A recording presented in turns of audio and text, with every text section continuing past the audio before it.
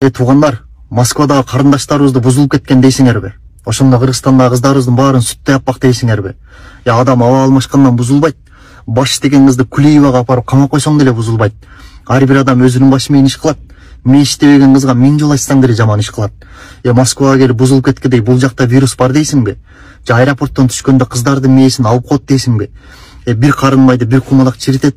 Бир кыз келип бузулуп кетсе бардык кызга сөз тийгизет. Жакында эле Бишкекте 67 сойку кыз кармалды. Алар башка улуттун кыздары эмес, өзү эле кыргыз кыздарыбыз экени жалганбы? Ошол сойку кыздарды Памирге апарып бесплатный таратып жибергиле. 10 кызга бир кой беребиз десе ойлонбой берип жибергиле. YouTube'га кирип карасаң жакшы жаңылык укпайсың. Же бирөөнү бирөө зордоп кеткен, же бирөөнү бирөө өлтүрүп кетти дегенден башка сөз укпайсың. Москва, Кыргызстан болуп экиге бөлүнбөйлү.